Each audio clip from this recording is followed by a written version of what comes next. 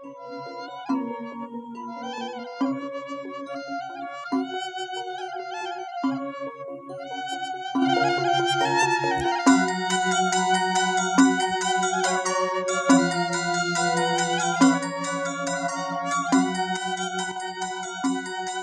Swastiastu, Rahajeng Rahayu Sinarang Sami.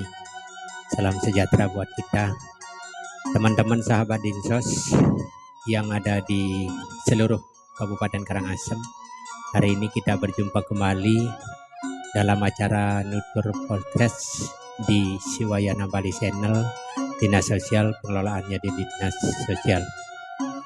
Adapun topik yang hari ini saya akan sampaikan kepada seluruh masyarakat di Kabupaten Karangasem tidak lain adalah peran LK3 dalam rangka menjangkau masalah sosial.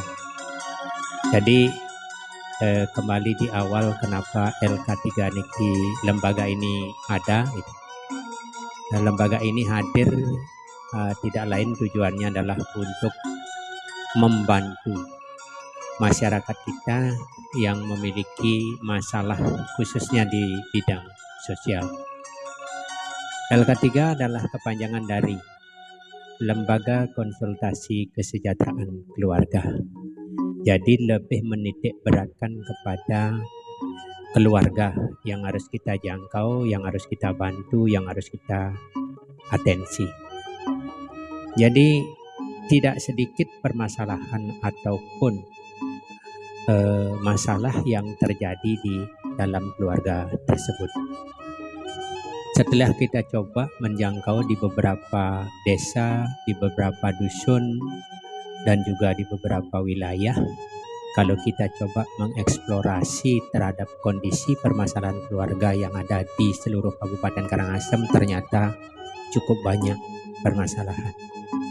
Ya, dari 26 jenis permasalahan mungkin tidak itu semuanya ada di masing-masing wilayah, desa ataupun kedusunan. Jadi bervariatif sekali kondisi masalah sosial di masing-masing wilayah daerah tersebut.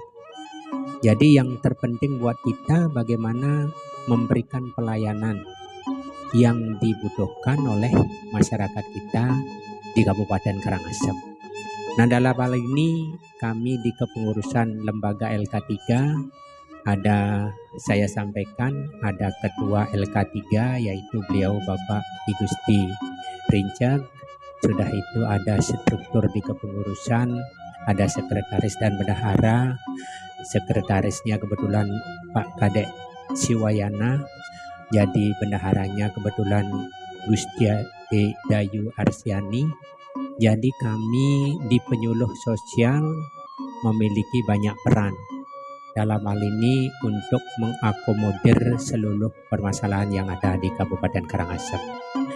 Jadi berbicara tentang lembaga LK3, khususnya untuk di peran keluarga, saya awali dari keluarga itu sendiri. Siapa sih keluarga itu?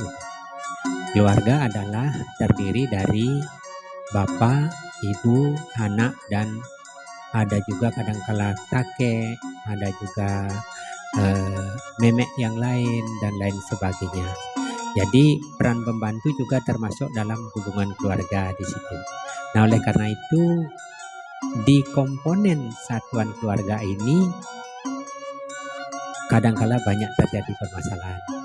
Apakah itu masalah terhadap anak, masalah kekerasan terhadap perempuan, dan lain sebagainya. Jadi LK3 itu hadir adalah memberikan dan sekaligus memfasilitasi. Salah satu program layanannya yang pertama adalah memberikan informasi.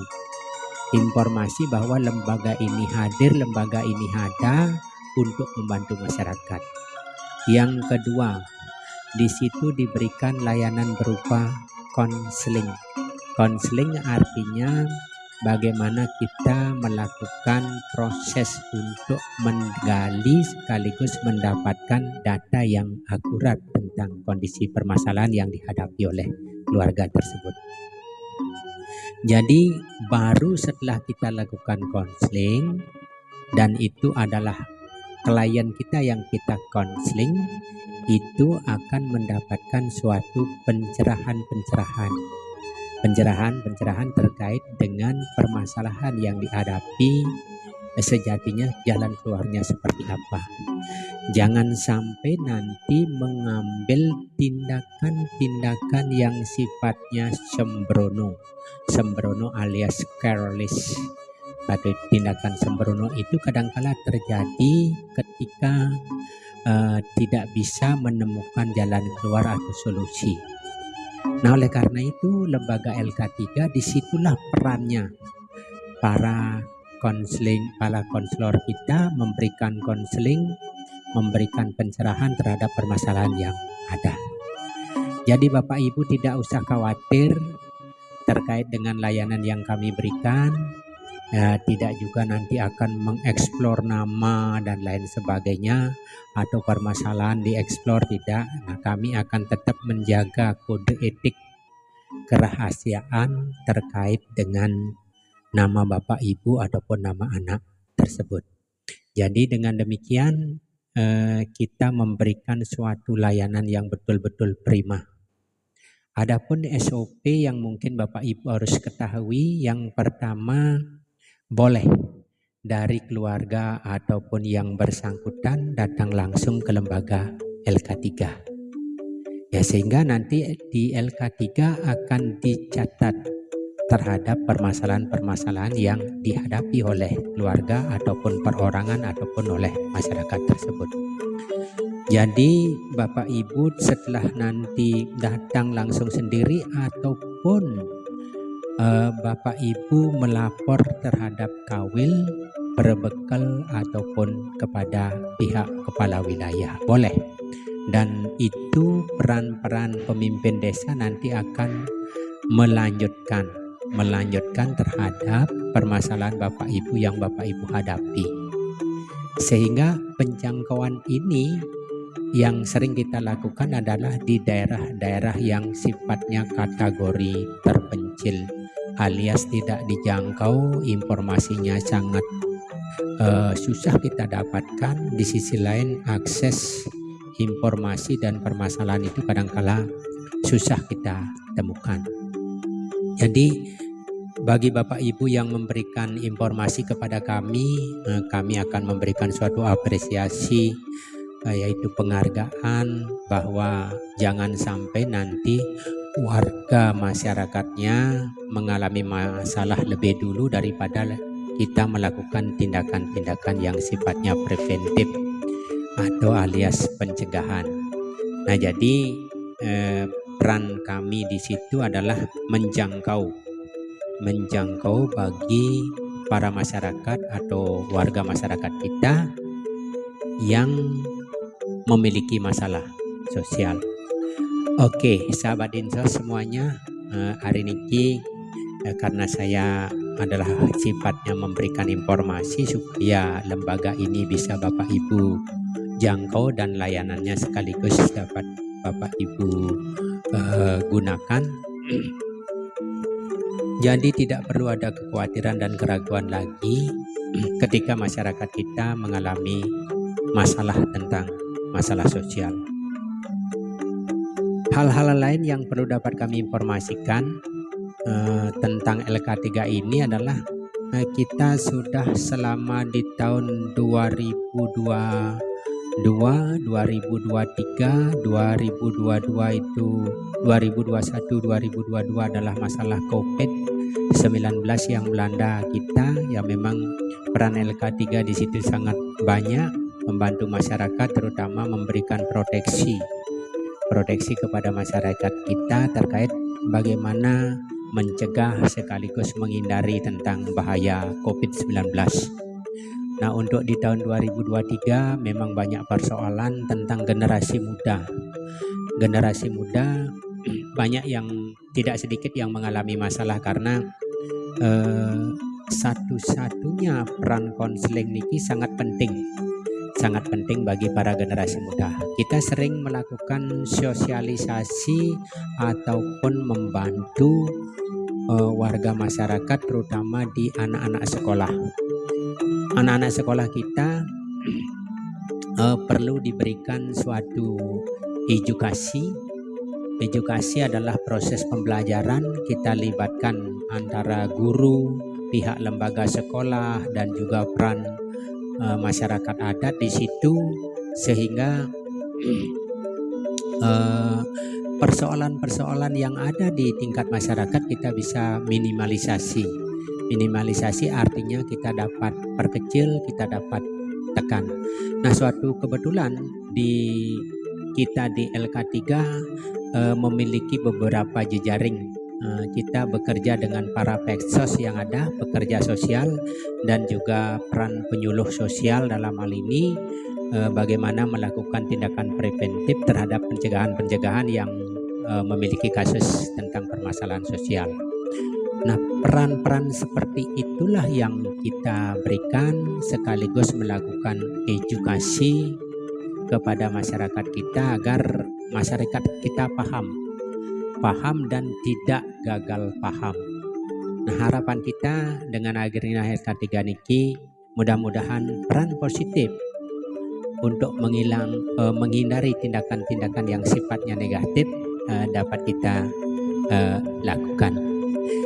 Jadi di sisi lain masyarakat kita juga mengajak jejaring kita, para PSM, para LK3, PSM, ada jejaring kita yaitu ada TKSK di tingkat kecamatan, PSM berada di tingkat desa, sudah itu Karang Taruna juga ada di tingkat desa. Jadi bekerja juga dengan beberapa pekerja sosial yang memang aktif, ada komunitas dan yayasan di tingkat desa.